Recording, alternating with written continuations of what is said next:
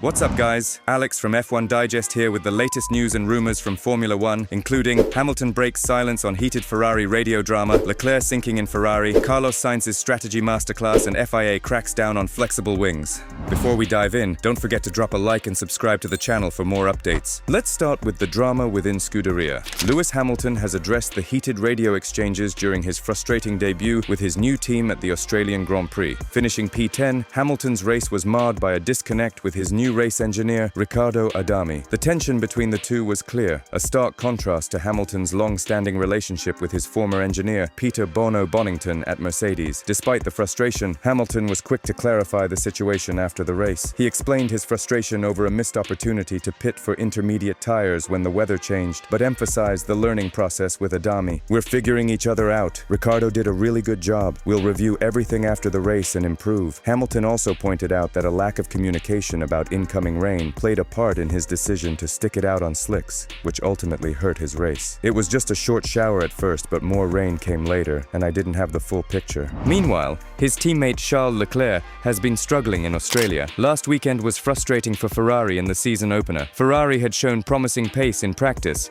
but the real test came in qualifying, where their speed vanished, leaving them further back than expected. Leclerc's brilliant start moved him up to 5th, but disaster struck when rain hit late in the race. A spin at turn 11 dropped him down the order, and Ferrari's gamble to stay out on slick tires backfired. Both Leclerc and Hamilton temporarily led the field, but their strategy crumbled when pit stops dropped them into the lower half of the top 10. Despite all the setbacks, Leclerc managed to claw his way back, finishing 8th, but it wasn't the result he had hoped for. It's just race 1. We'll learn from this and come back stronger in Shanghai. Will they have questionable strategies? Time will tell. But Williams, on the other hand, kicked off their 2025 season with a solid points finish in Australia, thanks to a stunning drive from Alex Albon. However, it wasn't just Albon's performance that got them across the line. Carlos Sainz, despite crashing out early, played a pivotal role behind the scenes. Sainz's race took a hit under the safety car when a sudden power surge forced him to retire, but instead of sitting out, he stayed in the garage, offering valuable insights as the race changed with the weather. When teams hesitated on switching to intermediate tires, Sainz's firm advice to make the change paid off, pushing Albon into the top 5. Albon crossed the line in 4th, but after a penalty for Kimi Antonelli, he was officially classified 5th. A solid result for Williams, who are now up to 4th in the Constructors' Championship, already a huge leap from last year's P9. With momentum on their side, all eyes are on how they'll build on this in the Chinese Grand Prix. And lastly, Formula 1's latest controversy could shake up the title race. McLaren's secret weapon is under threat, and Red Bull might be the biggest winner. Just days after the Australian Grand Prix, the FIA dropped a bombshell: stricter regulations on flexible rear wings. The new technical directives, aimed at reducing wing flex, will kick in at this weekend's Chinese Grand Prix. Currently, rear wings can flex up to 2 millimeters during testing, but from the Japanese Grand Prix onwards, that tolerance will be slashed to just 0.5 millimeters. For China, there's a temporary allowance of 0.25 millimeters due to the short notice. The new rule comes after footage from Melbourne showed some teams gaining an advantage from wing flex,